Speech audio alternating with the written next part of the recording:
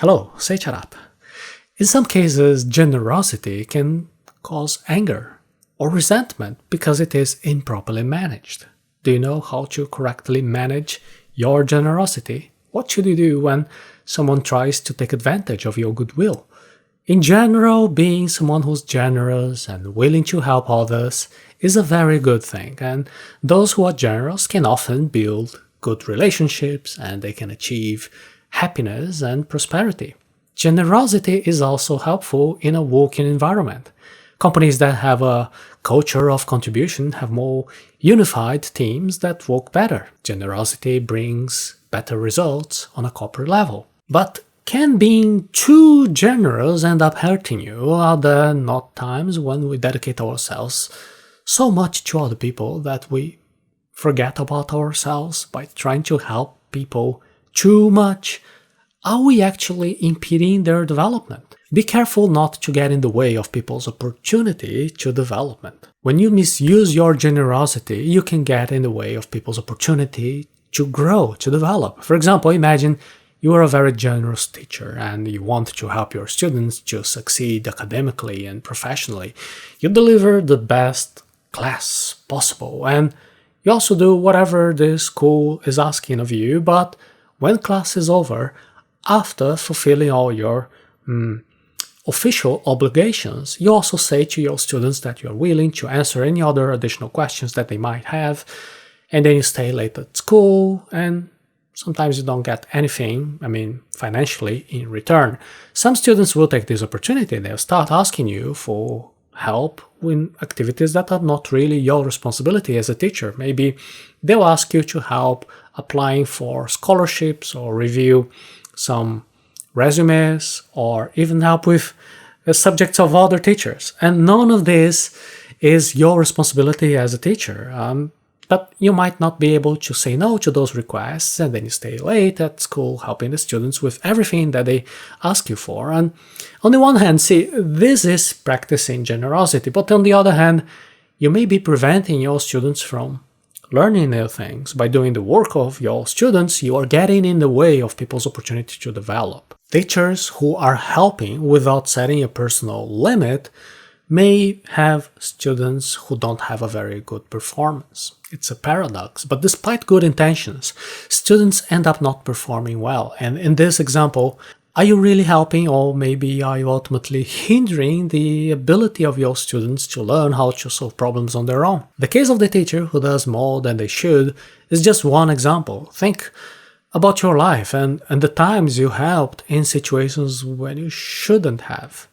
Perhaps you also got in the way of someone's opportunity to learn something useful on their own.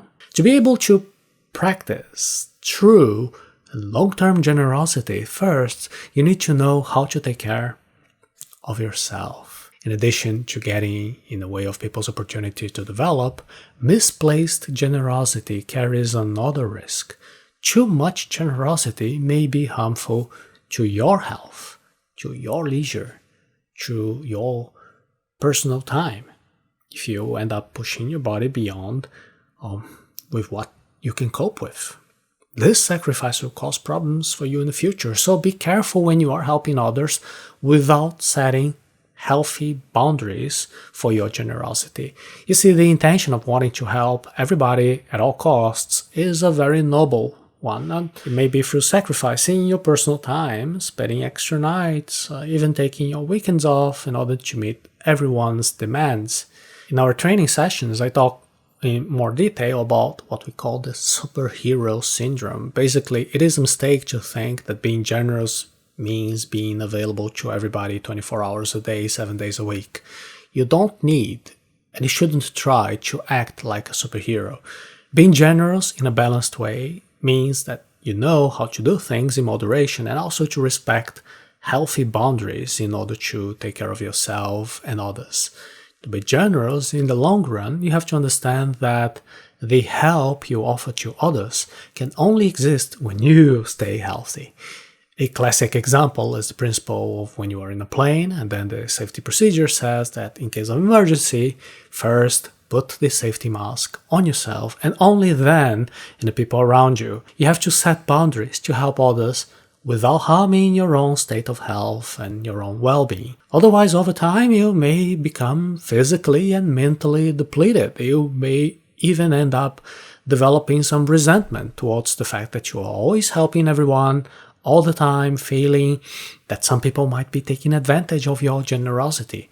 And this gets even worse when you realize that your efforts are not yielding the positive results that you would want. In healthcare, for example, it is pretty common to see doctors suffering from compassion fatigue when they treat patients who cannot really improve. Seeing so much suffering whilst having compassion can cause the healthcare professional to suffer greatly, and this suffering can even cause them to distance themselves emotionally from the patients, like the moments they have a personal crisis, or perhaps they even think about leaving the profession. To avoid these situations, you need to understand the dynamics of generosity and also know the limits of your help. You need to set limits of your generosity. To understand the dynamics of generosity, let's use a concept from the book from Adam Grant, Give and Receive. And then they divide people into 3 groups according to their ability to offer or to ask for help. These 3 groups are takers, compensators, and donors. Takers are people who focus on what they can get from a relationship, people who are always looking for ways to move up in the career path and exploit benefits. Takers are people who will take advantage of you if you do not protect yourself. Takers will not respect your limits. They'll be always asking you to do their work. You have to be always helping them all the time. There are also people who are looking for a balanced way to give and also to receive help. These are the compensators, the matchers. These are people who always expect to give and also to take. The compensators exchange favors. They give as much as they receive, and they are always expecting this exchange to take place. It's a transactional aspect. And those who are compensators, they are uncomfortable. They are sometimes realizing that there are some benefits that they cannot contribute back, and in those situations they might prevent themselves to be having relationships because they feel it's not very balanced. And in addition to that, there are the donors, the givers, people who focus on giving regardless of what they receive in return. These are people who help without expecting anything back. And within the group of donors, there are 2 subgroups. There are the conscious donors who set a limit for their own generosity, and there are also the unconditional donors who are always helping others despite it actually harming them in the long run. Conscious donors understand their own needs and limits and also help others in a balanced way. Donors understand the importance of taking personal time to take care of themselves. The donors in this subgroup are generous, but at the same time they are aware of their own limits. Conscious donors say no when they are in some unsustainable situation, a situation that does not really work for them. This is what we teach in the How to Say No course. You can visit this in arata.se/how to say no. However, the non-limiting donor subgroup is made of people who are always helping, whatever the circumstances, often at a great personal cost. Unlimited donors are always wanting to help others, even if it puts their own health at risk. And some people might end up taking advantage of this type of generosity. So, be very careful when you are being an unlimited donor. Helping others and forgetting yourself is not a very healthy way to live your life in the long run. Over time, personal sacrifice takes its toll in the form of an emotional strain or burning out or developing feelings of resentment. The problem with the unlimited donors is that they have low levels of awareness regarding their own needs. Takers realize this lack of awareness and they end up taking advantage of the generosity of the unlimited donor, causing donors to work while the takers are just relaxing. Donors without limits ignore their own needs until they finally realize they're being disrespected, and then they become exhausted or very angry.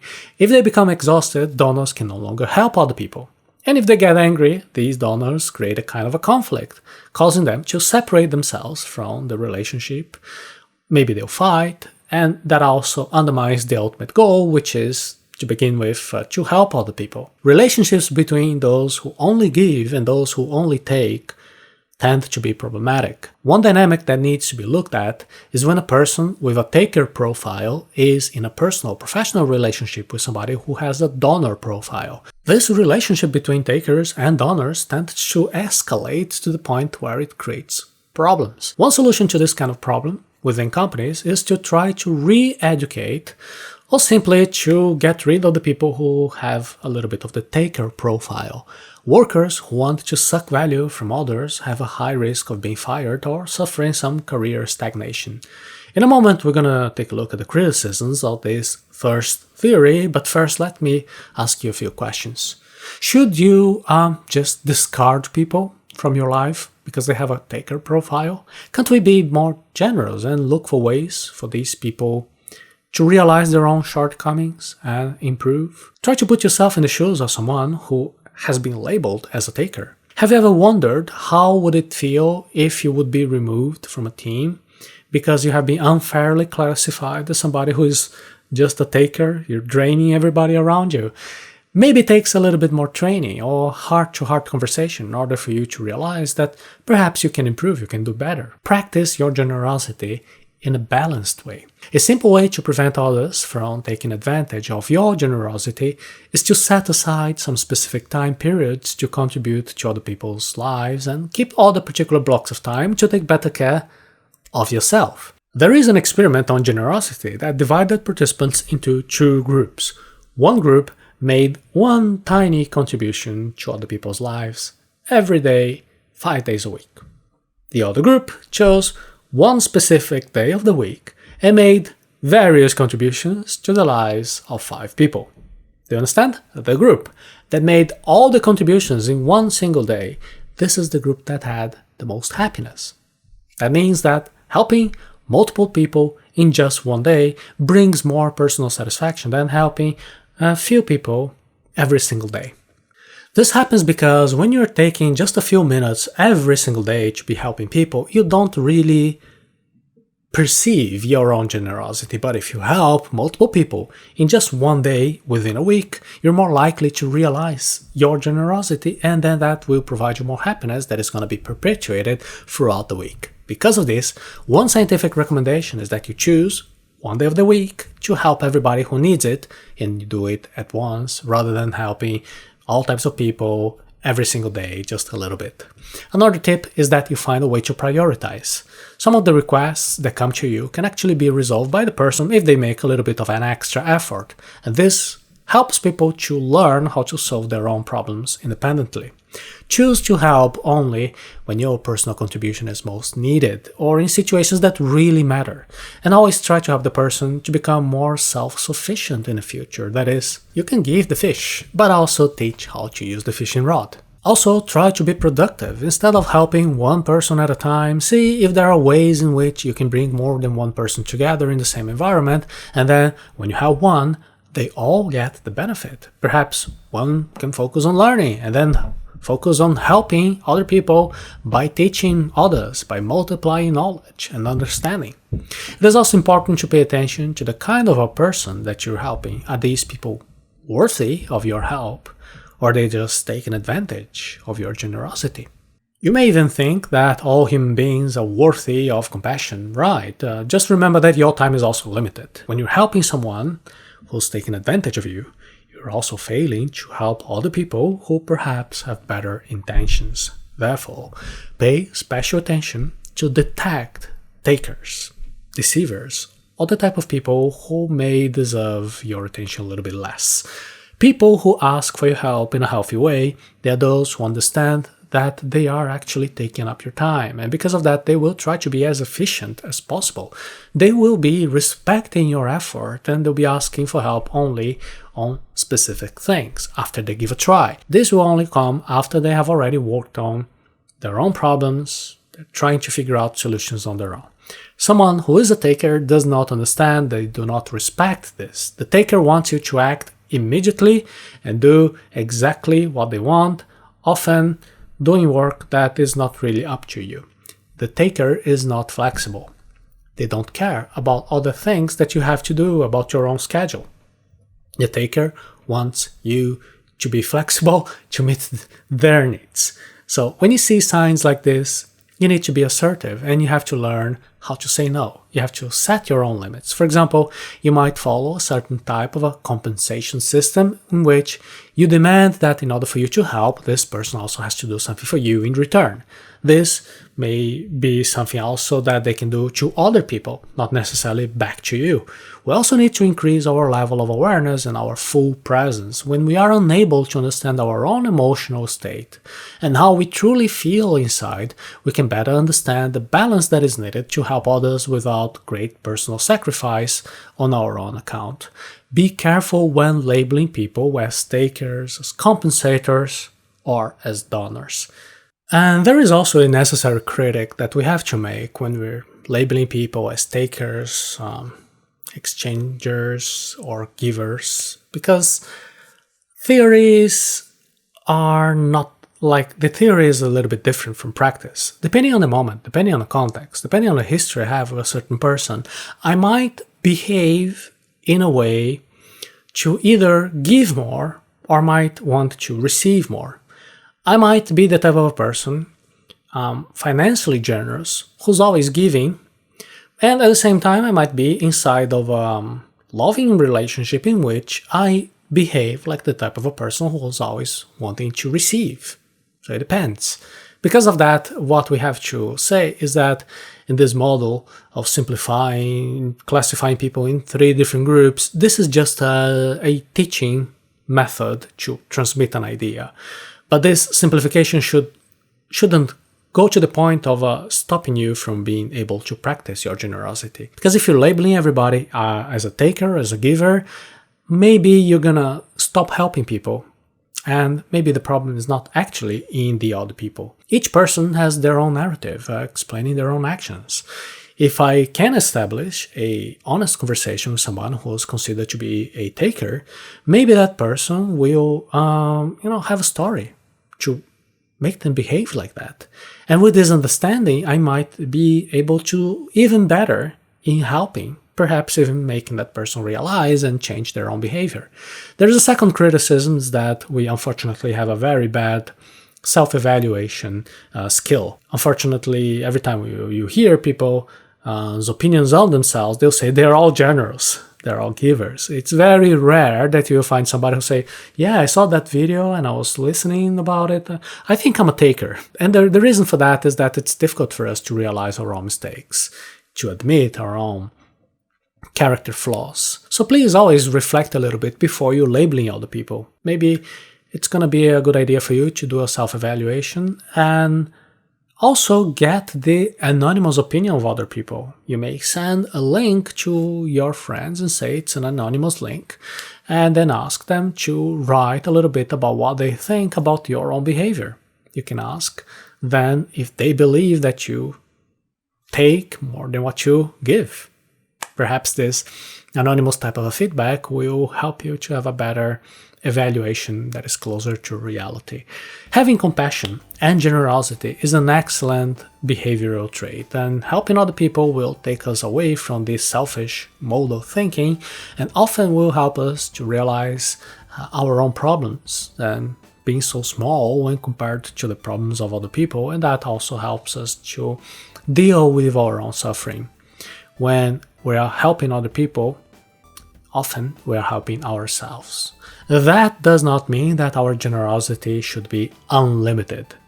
If you're sacrificing yourself to be able to help everybody, sooner or later you're not going to have the resources to help the other people anymore because you're going to burn out. So if you do not protect yourself first, if you don't create your own limits for your own generosity, the habit of helping other people might make you feel overloaded and harm your quality of life.